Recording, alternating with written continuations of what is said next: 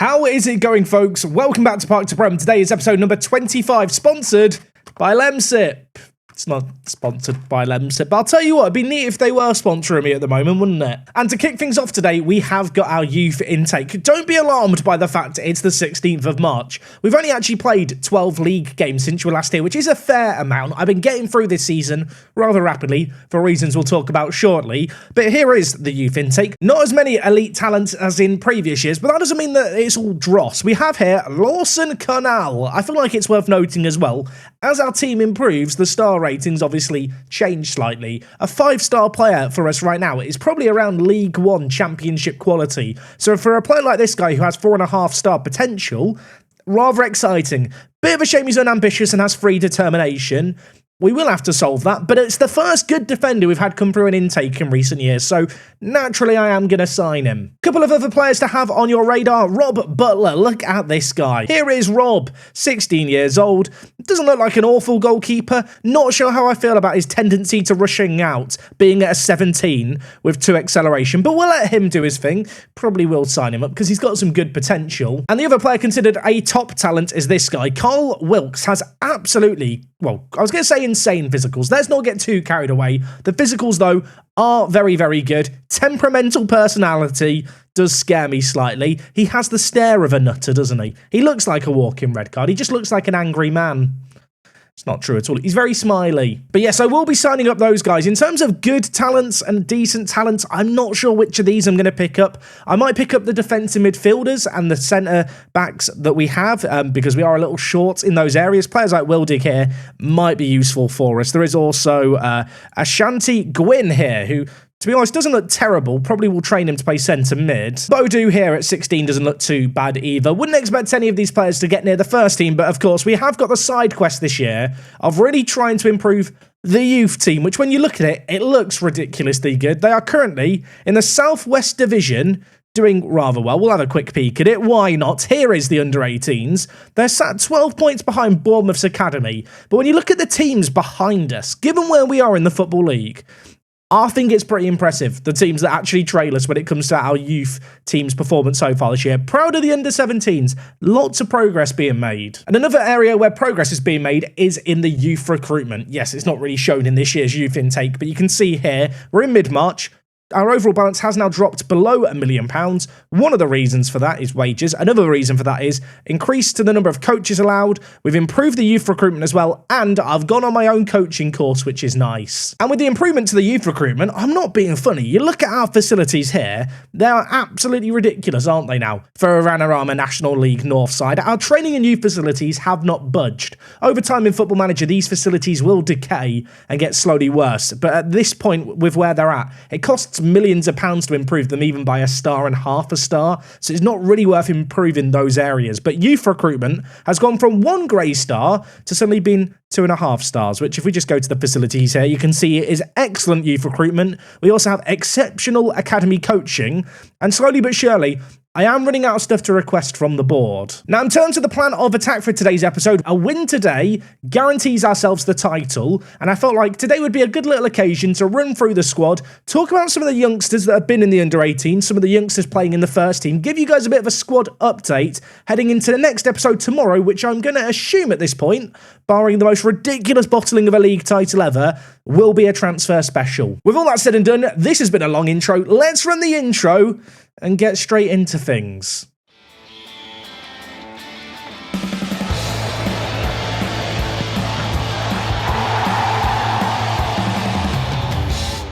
So just for full transparency, the bit that you just saw before the intro, I actually went back to an older save game to record that on the day the youth intake arrived. I have actually played the game that was queued up for against Peterborough Sports. We won that game. Unfortunately, Scarborough also won that game. As a result, we are, well, guaranteed to win the league with a win today. But had I done the previous match that I was queued up to do, it would have been a very anticlimactic end because we wouldn't have won the league. I mean, to be fair, technically, we could still not win the league today. If we lose against Alfreton and Scarborough win, it goes on for another game week. But with, 6 games left of the year, 1 win required, we should get it done. Look, here are the games since you were last here. You can see we did actually have a little bit of a wobble. Of course, Wolverhampton Wanderers, the last game we played. And actually, when you look at this list of fixtures, we've not played that sillier amount of games. I know it seems mad when I go from being away in January to coming back in March, but the reality is it's around quarter of the season. Certainly not unknown territory. Without the distraction of cup competitions, though, for the most part, it's been good. A lack of clean sheets annoying. Like I mentioned, we have dropped points here and there. Kings Lynn and Hereford, 2 games that we drew. Also drew away from home against Colville and, embarrassingly, lost a 3rd game of the league season against Marine. Yeah, I wish I had an excuse for this game. We just weren't very good. Elsewhere, though, in this run of games, some really, really good emphatic results. Plenty of goals being scored. Variety of goal scorers as well. Nice to see McAvoy getting on the score sheet, once or twice. His contract is up at the end of the year. I think, sadly, we are going to be seeing him go. And to be honest, the squad is entering this kind of period of transition. You can see here between Brian, McAvoy, Ovendale, Waters and Bradley, we've got a handful of players here with contracts expiring at the end of the year that I won't be renewing. And then when it comes to the rest of the team, well, defensively, we look phenomenal. Defensively, there's a few new names here. Of course, I did leave things last time with the transfer window still open and business still could be done. We did actually lose a couple of players. Jamie Gardner was poached by Accrington Stanley. You know what, Accrington Stanley? You can have him for free. He's not very good. The other man that we did lose was Tom Wilson. This guy was brought in to be a squad centre-back option for us years ago. Never really hit the ground running. Did play 24 games last year, but for us this year, only 2 games played. Did not shine. And with his sale, I did move into the market and I picked up a tremendous centre-back. This guy, Reece Welch. Now, I'll be honest, I don't love the fact he brings the ball out of defence with some not-so-good attributes. 6 dribbling, 10 passing. Probably should try and get rid of that trait, really. But ignoring all of that for a moment, this guy, released by Everton last season, went without a job for 6 months. We picked him up. He has played 11 games for us, 2 goals, 7.06 rating, and he is just an absolutely insane centre-back. I feel like the defence has always been a weakness, I suppose, at the club. This year, that really has changed. Of course, we picked up Moon halfway through the year, who, for whatever reason, has just decided he doesn't want to play football anymore, and is declining like crazy. But in terms of centre-back duos, these 2 guys, very, very kind of good matches. 2 players who are reasonable with both feet as well. They have been standout. But, of course, Ricky D, brought in this year, he has been stupendous. At 19 years old, wasn't sure what to expect from him. Obviously, we gave him that stupid contract, you might remember, that admittedly was a bit of a gamble. I think at this point we can say the gamble has paid off. He is continuing to develop really, really well. 2 goals, 9 assists. He's been tremendous. You might notice here, Slate, not in the starting 11. He's not been as impressive. I was really high on Slate when he first joined the club last year. He was one of our big key men. At this point, you could argue he's the weakness in the starting 11. Has not improved nearly as much as I hoped he might. In fact, he's on international duty for today's game, but that does allow me to introduce you to another new signing that we made very recently, who's going to make his debut in this next game. This guy, Northern Ireland international, Sean Stewart, 24 years old. He was released by Norwich City last year. Did not find a job, which is kind of crazy for a player this good. We've picked him up on £150 a week, which, is not a lot of wages, really high value. You might be wondering, what's the catch? He's injury prone, he's inconsistent, he hates important matches. But for us, he is really coming in to be a squad player, squad status fringe player. I see him as a centre-back, come backup, left-back option for us. Feel like he can do a good job there, and I suppose that's going to be tested today because he is going to make his debut in at left-back. You can see here, Stewart and Welch are the 2 most recent additions, and to be honest, when I look at the defence now, I would go as far to say this is the strongest part of our team. I absolutely adore our back 4 when Slate's in it. Going to be interesting to see how Stewart fits in. Do feel a bit bad for Caron Samuels. When we signed him, he was an insane pickup last year. Didn't really put a foot wrong this year, but with some of the options that have just become available, like Welch, you can see the polygon comparison here. It'd be silly not to sign Welch. 23 years old, a bit more experience as well. I think that's something to note. Last few years, we've been signing youngsters released by big clubs. We're now at a point with our reputation rising, with us looking like our promotion to the National League is a foregone conclusion, where I can actually attract in some reasonably established players. Now, annoyingly, when it comes to the midfield for this upcoming game, Ngoma's not around. So if we do win the league, arguably the best player in the team, won't be able to lift up the trophy. Yeah, he's on international duty with the Democratic Republic of Congo's under-23s. Go figure. This guy, though, what a signing he has ended up being. No one was really willing to take a chance on him after he tore his thigh muscle in May. Really late on, Crystal Palace had already announced they were going to release him. We came in, we've signed him. To be honest, we've never really looked back. Whilst he is inconsistent, when he plays ball very, very well. Elsewhere in the midfield, Isaac Pritchard has made a really big step up this year. Of course, he was released by Ross County. We brought him in to be the successor to Maycock. I don't want to get carried away too soon. I feel like he could be that player for us. He has been really solid. And of course, wrapping up that three-man centre-mid setup, Holchuddy has been the main man. I know last episode I dropped Gucci in for him for a little bit. I have gone back to Holchuddy as of late. He's been attracting some interest from some pretty big clubs. Birmingham City made a bid of, I think, £10,000 in January. Was not willing to entertain that bid. You can see there's some pretty big teams now with the likes of Watford, Preston North End looking at him. Has his contract running out at the end of 2029, but a promotion today would see his contract get extended by a further 3 years. So, yeah, he could be locked here for a very long time. I do think in terms of the entire starting 11, the one area where I do feel like we have a weakness, bizarrely, is the defensive mid position. It's weird. In the last year, we really have just taken the squad to a whole new level. Lots of the youngsters we brought in have really stepped up. We've been able to add some serious quality to the team. And Miguel Frecklington, who at one point was just an insane player for us, kind of just looks mediocre now. He's unhappy because he wants to be paid more.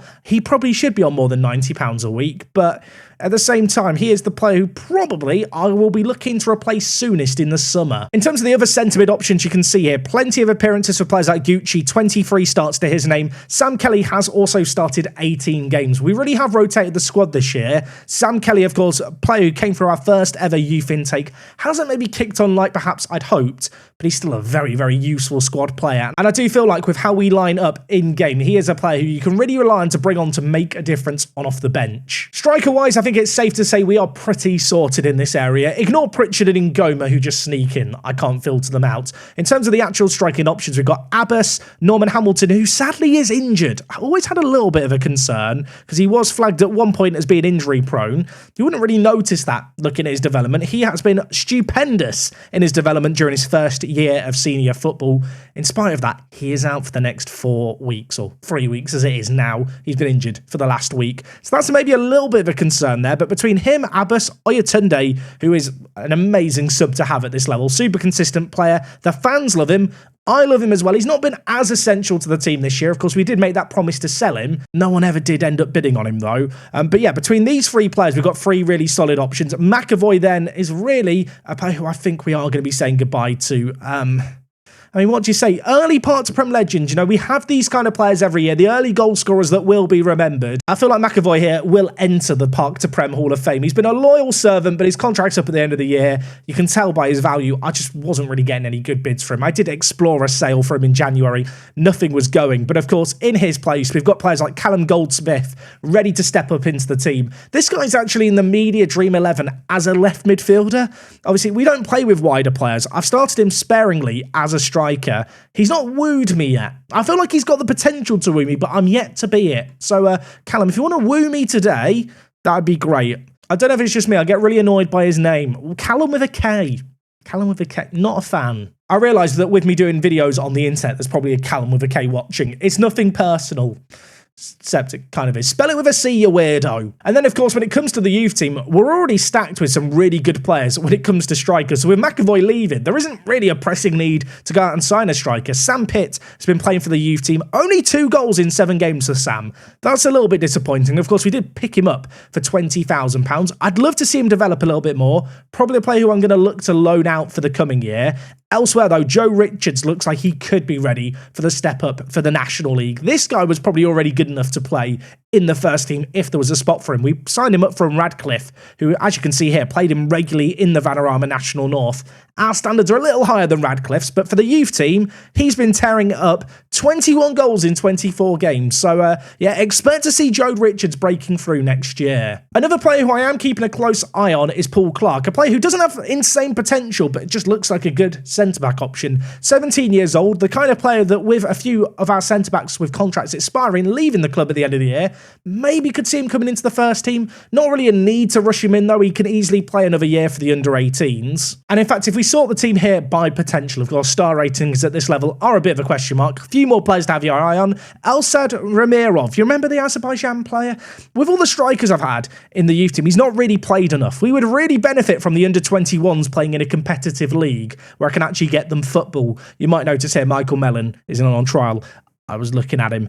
Then I realised I don't need any more strikers. So we won't be signing him. Just ignore the fact he's here. He's just chilling on his own. But yes, for the likes of Ramirov, who hasn't really played enough football this year, it'd be amazing if we could get an under-21s team playing some competitive football, especially because within our youth team, there are some players now who are over 18 who can't play as much. Obviously, the plan B will be to loan them out.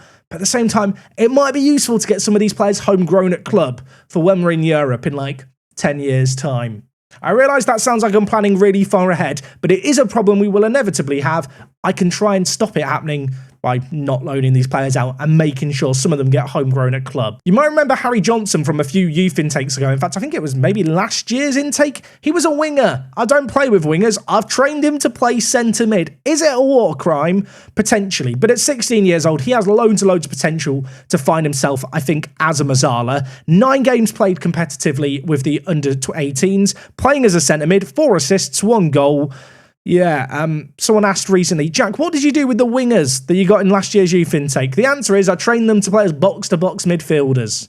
What else did you think I was going to do? I am still Jack, work the space at the end of the day. Any winger can be a box-to-box midfielder. Speaking of box-to-box midfielders, you might remember Jack Skidmore. He was chilling in the first team last year when he generated at the club, demoted him to the under-18s, has been developing reasonably well. 6 assists, or sorry, not 6 assists, 6 goals, 7 assists, 24 appearances, not too shabby for him either. And in fact, of all the youth players currently here, you can see there are a few that are first team candidates. I did cover these last episode. They've not changed too radically. And in fact, I've talked about all of them, bar Kevin Gillen today. Kevin Gillen hasn't played for the first team yet. I have too many strikers. I feel like whenever I do a big jump forward and it feels like there's maybe a few months without an episode in game time, it's nice to do a little bit of a recap, especially with this season where there's maybe going to be slightly fewer episodes due to the lack of a cup run. But yeah, that's a little bit of a rundown as to how the first team is looking. We are in a really good spot. Like I said, defensively, I feel like we've really shored up that area of the pitch. I've not really talked about Tommy Sinkin enough. I genuinely look at this guy and think he could be our goalkeeper all the way until League One. I do have concerns about the fact he's injury prone and he hates important matches, but from kind of a raw attribute point of view, he could definitely be here for the next few years. And I actually think that applies to a fair few of the players that we've picked up this year. I don't remember in a Park to Prem save game having a first team I am so happy with. Yeah, we have built a really exciting team here, and it's cool to have a few players coming through the youth intakes, playing in the first team, players like Hold Chuddy as well, sticking around.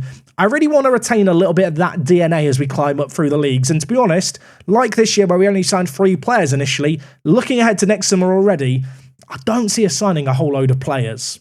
Anyway, with that all said and done, we have got some business to take care of. A win against Alfreton, who currently sit in the relegation zone, will win us the title. We'll be able to see what the budgets are going to be for next year, and that'll set us all up nicely for next episode, where we'll have the end of season rundown to start things off. We'll look at all the award winners, and then we will jump headfirst into a Vanarama National League transfer special, hopefully. I say that, there's 6 games left. We need to win 1 game. If Scarborough fail to win here, we can lose here. We still win the league. It should be done today. If it's not, it's going to be very embarrassing. Like I already mentioned, Slate and Ngoma are out on international duty. Another player who's away is Brian. Yeah, Brian really hasn't played in the first team since Simkin came in. Just as a reminder, we sold Brian for some ridiculous money, £140,000, paid a handful of games before Simkin arrived, never really looked back. And like I already mentioned, Hamilton is the only other player currently out, injured. So that's a little bit of a shame. It does mean that up top we are going to go with Oyatunde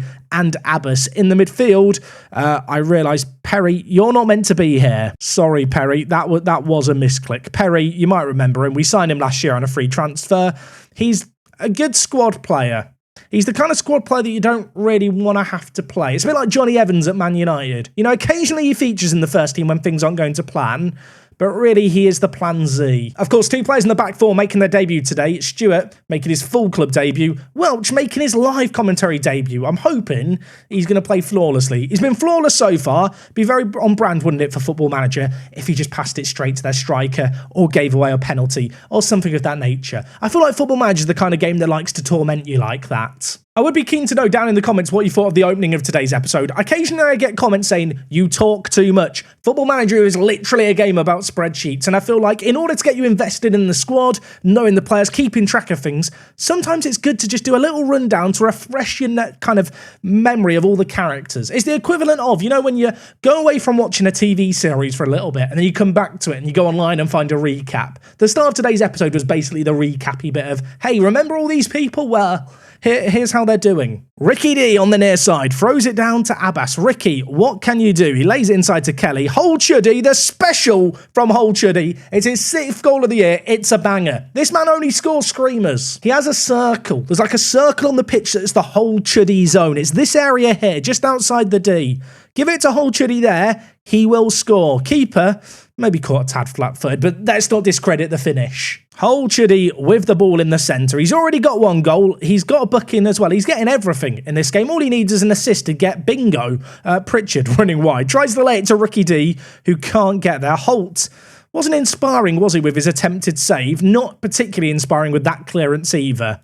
Keep a close eye on Stewart, by the way. The youngster, very keen to see how he gets on at left back. Can't imagine he's going to be too tested today. We should be winning this game handsomely. A second goal would be nice. Abbas tried to get it into the middle. Dickens dealt with it initially, although they've gifted it. And Oyatunde really should have scored. I know it's a bit of a trope. It's been a professional performance so far from the lads. We've not been inspiring, but we're just getting our business done organisedly. And, well, a penalty will certainly help us get our job done that little bit better. It's going to be Welch over the penalty. I'll be honest. I'll try and think why he's taking the penalty. I can't tell you, but he scored in a live com. So, yeah, live commentary debut goal. It's his 3rd. I think the reason he's on penalties is because he is our best penalty taker. Yeah, the bar really is low at this football club. I am just doing a check of our penalty takers. I mean, Oyatunde has 6 penalty taking, maybe slightly better finishing, but Welch does actually have the best penalty taking of all the players on the pitch. Which, I mean, that is actually shocking, isn't it, as a stat? You know what? Don't care. It's fine. He scored. Don't need to worry about it. I might need to sign a better penalty taker in the summer. The best penalty taker in our team has 8 penalty taking. That is actually shocking. Then again, does the penalty stat even mean anything? Or should I say attribute? It's not a stat, it's an attribute. There's some people who get very rabid around the incorrect use of attribute and stat. I think it's a fake attribute. It's like finishing. Does not matter. I am going to make some early subs in this game. Hold Chuddy on a booking. It's not worth risking him. Gucci on you come. Elsewhere, Goldsmith. I mentioned you not scoring many goals. Why not score a goal in this one for me, friend? He is left-footed, so we're going to play him on the left-hand side of the striking positions alongside Abbas. Abbas, this year, been our top goal scorer. Started the season sensationally. Has slowed down a little bit. Don't want to say it too loudly. Don't want him to hear me. Has slowed down a little bit. Hasn't developed either a lot. Some players in our team, I feel like, I had really high hopes for, like Slate, like Abbas. And whilst they're putting in performances on the pitch, they're not actually developing. Okay, well, he scored there, but that doesn't detract from the point. Abbas makes it 3. Great assist for Goldsmith, by the way. Expert part to Prem decision-making. They've got a free kick. Don't like this. Okay, well, they've scored there. It's 3-1. I don't have to pay out the clean sheet bonuses to our defenders. And Gomer's not on the pitch to take a free kick, so it's going to be Goldsmith over it. I think he does have an actual decent free kick attribute. And, well, we nearly saw it there. Welch goes down in a heap. He's trying to earn himself another penalty.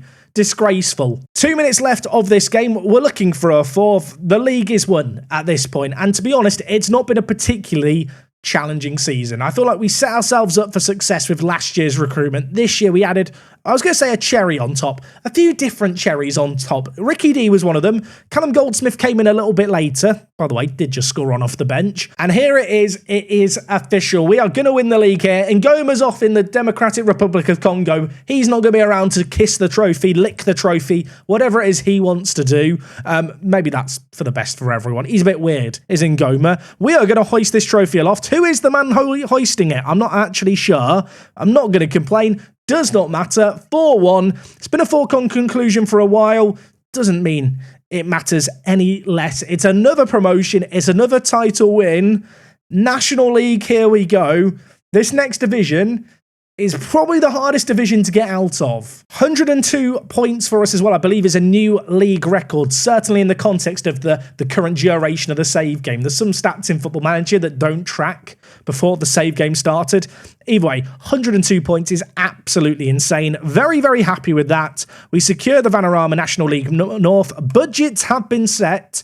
Wage budget of £14.5 thousand. Transfer budget, 267,000. I'm probably going to be moving most of that into the wage budget because I don't believe you need to spend money at this level to have success. The board are delighted, and rightfully so. The supporters are delighted, rightfully so. Callum Goldsmith on off the bench got man of the match. Of course he did. And my, oh my, look at that beautiful sight. Rugby Town champions, 5 games to spare. Not going to be going to the end of season today because it's very late at night and I'm going to go to bed. But tomorrow we will kick off the transfer special with a little bit of a season recap. Then we're going to jump straight into things. Like I mentioned at the end of that last game, this league here, the National League, is brutal. This is such a hard league to get out of.